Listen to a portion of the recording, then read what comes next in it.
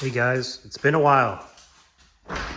Yeah, I know it's probably should have made this video a little while ago, but now that I've had over a year with the car, over 6,000 miles, I feel like I really have a good grasp as to what the pros and cons are to the Supra.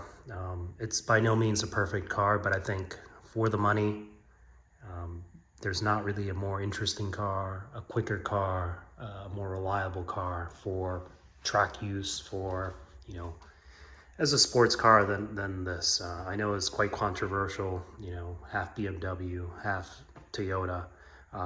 But I wasn't necessarily a Supra fanboy in that sense. To me, the Mark IV, any of the prior ones was just another car.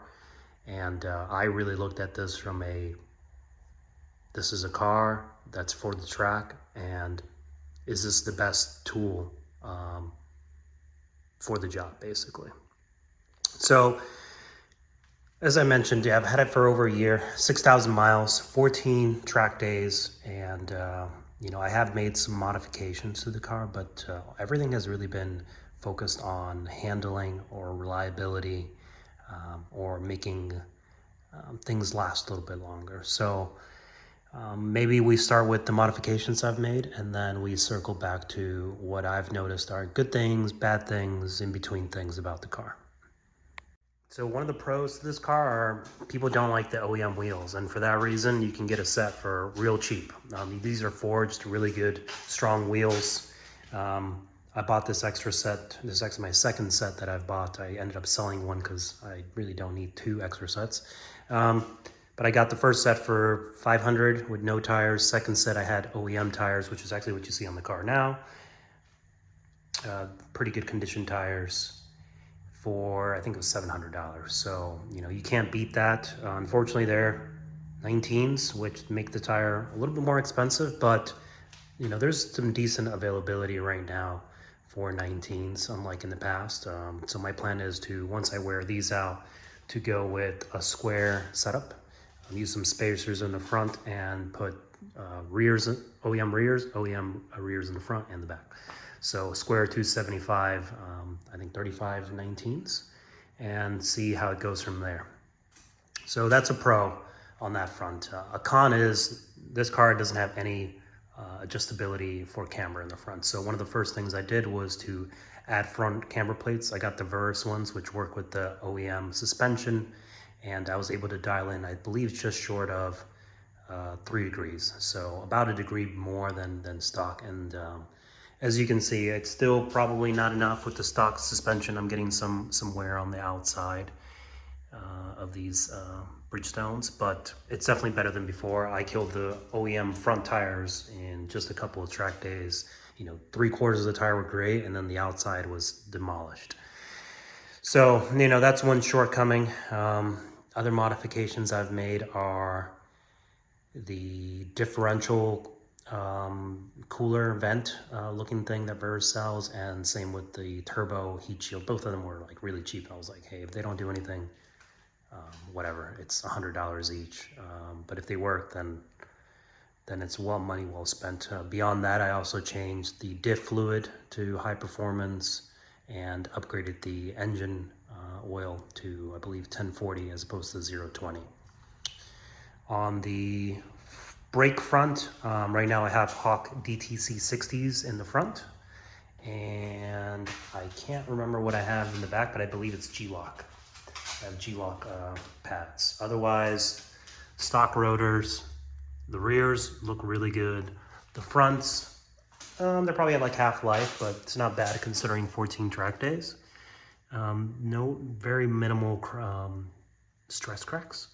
And then brake fluid, I believe I have the Motul brake fluid. I actually originally had ATE 200 brake fluid, and it actually would make the brake pedal squeak. And I looked that up on the BMW forums, and it turns out that it's not the best fluid for BMW braking systems, and they make your brake pedal squeak. So as soon as I changed back to Motul, the sound went away, which is great, because I was already thinking, oh man, maybe there's an issue with the brakes, and that I was going to have to take it back to Toyota, which I would rather not do, because most people say that the techs there have no idea how to service a Supra. So quick solution, problem solved. But beyond that, that's pretty much it. So an alignment, brake pads, and camber plates. And literally that's all I've been doing, is just tracking the car stock, which has its pros and cons, especially right now with the stock OEM tires. I'm limited in grip in the rear, but it's all part of learning the car. I'm definitely taking my time, easing into it.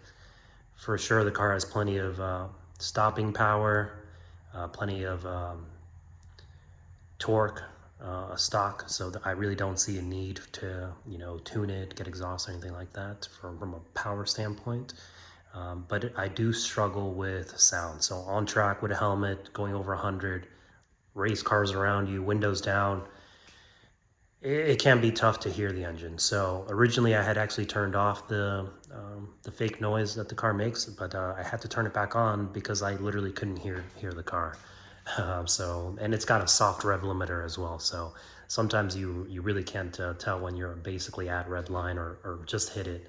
And you're just like, hey, why isn't the car speeding up? So those are a couple of the pros and cons on that front. Other cons that I've noticed is from a track perspective are the windshield. I think it's a modern car thing. It's super soft. Like literally the rest of the car has no rock chips except for the windshield. The windshield looks like it's a car with 50,000 miles as opposed to just 7,000 miles. So that's one con that I've noticed. Another con that I've noticed, if you're a little bit ADD like me, when it comes to chips and things like that, are this area and the area in the back get chipped up pretty easily. The car had like 500 miles when I bought it, and this area was already chipped up. So now this fender's PPF, the rear bumper is not PDPF, but I did add these, which I actually custom made myself just from Amazon. Used the stock little pins and just cut it to shape, and honestly this probably does a better job than most things to protect it. So all good on that front. Really haven't had any chips on it. Just added this stupid thing. Honestly, I wanted just to try it there, just for looks. It doesn't look like a completely stock car from the outside. This was like a eBay special. I think it was like $160. Not the best quality. Don't really recommend it. The car's in here all the time. I guarantee if the car was parked outside, the clear coat would already be trashed. And it's not even really carbon fiber. It's like fiberglass with a coat of carbon fiber on top, and it doesn't even line up perfectly. Like it actually struggles to contour to the shape of the trunk. So there's gaps all over the place. You probably can't tell in the film, but not my favorite one. At some point I'll change it. I like the A91 edition, which sticks out a little bit longer out here, and is narrower here. I think that one looks cooler. But in all in due time. There's no rush. No rush at all. On the front end, once again, completely stock.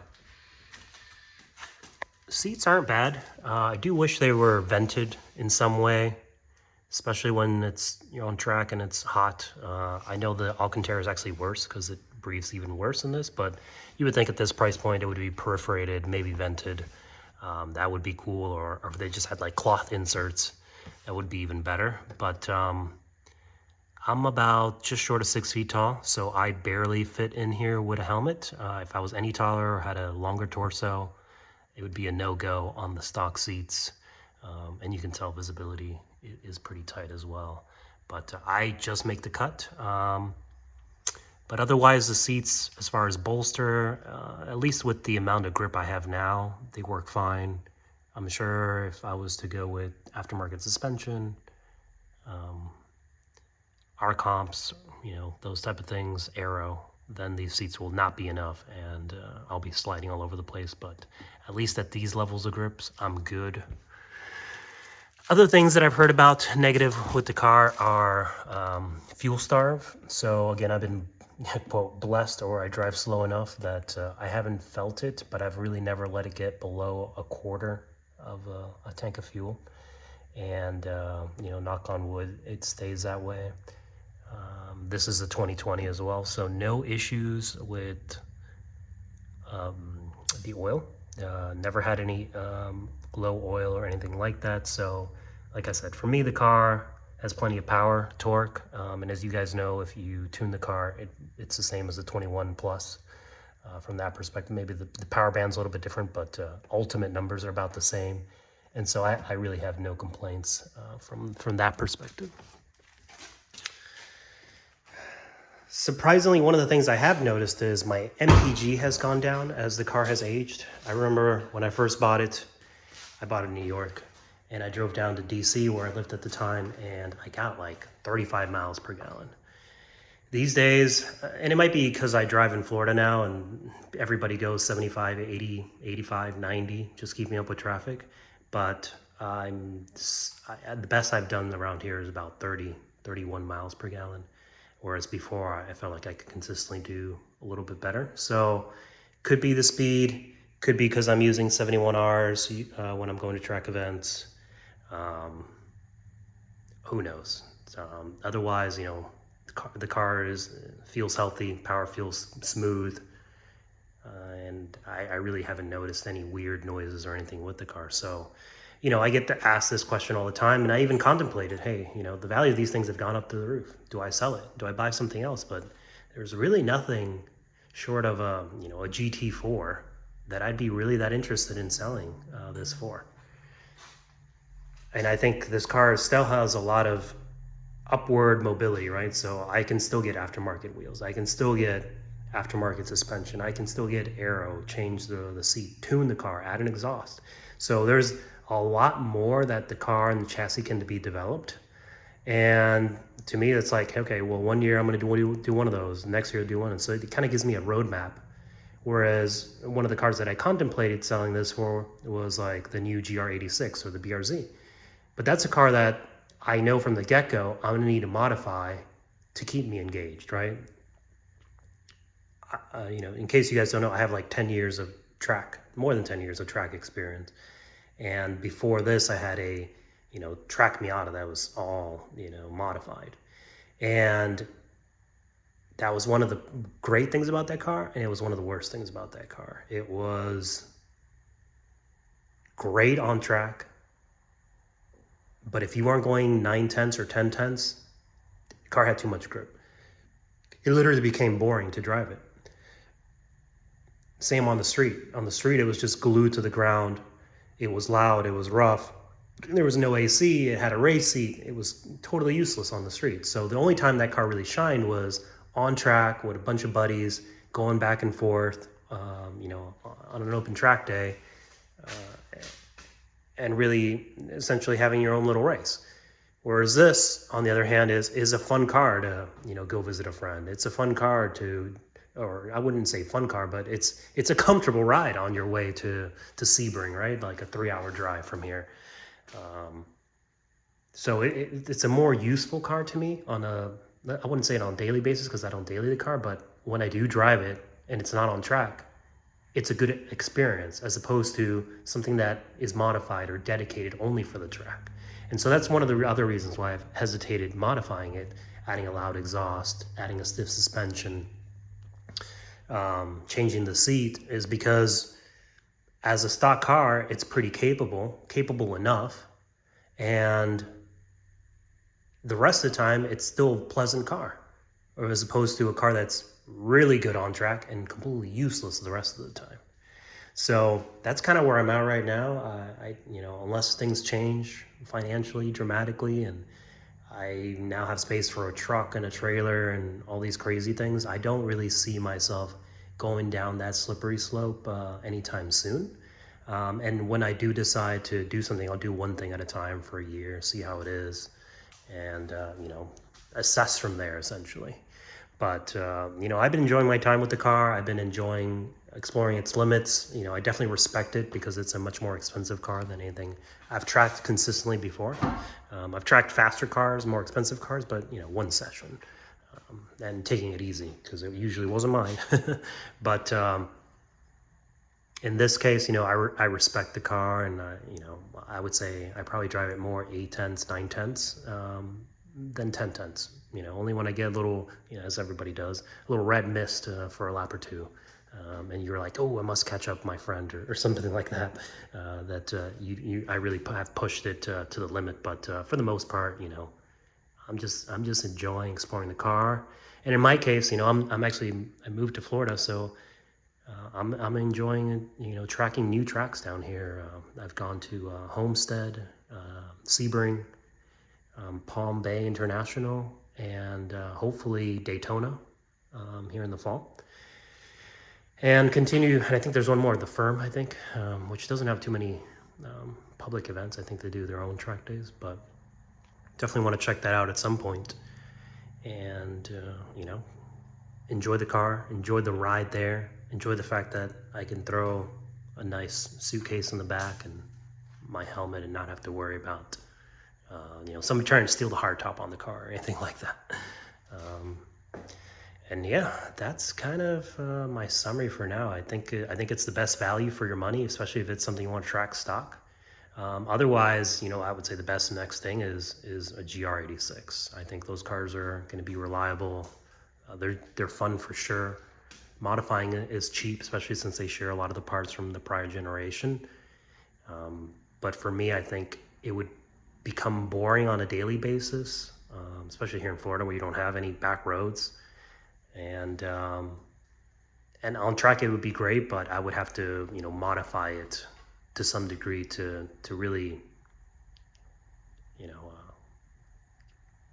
basically nobody wants to get passed by everybody. In this car, if I drive slow, I'll still pass a couple of cars. In a BRZ or a Miata, like, you got to be going, especially in the higher level groups, you got to be going 10 tenths, 9 tenths to keep up with traffic, just because you don't have the horsepower. Yeah, you can keep up with everybody on the handle side, or you even do better, but as soon as things straighten out, you're getting left behind. So yeah, that's kind of my summary. Feel free to ask me some questions on the comment section, and I'd love to interact with you guys, whether you're thinking about buying one of these cars, or you've had one, or you have one and you want to track it. What do you recommend? Like, I instruct with a couple of groups, NASA, SCCA, and especially with NASA, you get a free track day if you buy the car. And so at this point, since everybody knows I drive one of these, they always assign me a Supra driver, and we'll have a great time. And towards the end of the day, they're like, "Oh, what have you done to your car?" I'm like, "Nothing." And they're like, "What? Why not?" And I'm like, "Because it doesn't really need anything, unless you're competing, unless you got $1 bazillion and you got to just spend some money. I think the car is just pretty good from the box." And so yeah, when they ask me, "Well, what do you think I should modify or do next to go faster?" I'm like, seat time. The car is great as is. In fact, most students bring a car that's got more mods than mine. Aftermarket wheels, lowering springs, exhaust, tune, all these crazy things. And I'm just like, yeah, well, you definitely don't need it, because we're not driving anywhere near the limit of the car, thankfully. But, the thing that you can do to increase your track laps, let's call it, is your consistency, your reflexes, your ability to look ahead, your ability to be almost like anticipate what's going to happen, right? But that it just comes with seat time, right? Like, you can't replicate what you haven't experienced. You haven't been in enough situations and experienced enough things to know, okay, this is what I should do if X happens, which only happens 1 out of 1,000 laps, right? Like, that's something you can only pick up from exposure to that. And yeah, it's funny. My students will ask me, "Hey, you think I should turn traction control off?" It's like, it's up to you. It's your car. I'll try to reel you in, but at the end of the day, you're in charge. And if you feel like you can catch a slide at 100 miles an hour, go for it. In some ways, but I personally wouldn't recommend it. You drove this car here, you probably want to drive it home. And if anything, the traction control when you're a novice will kind of start giving you a sense for, oh, look, it's kicking on. Now I know what my limit is before there's some slip. Oftentimes, a novice won't even know what the limit is because they've never experienced it at those high speeds.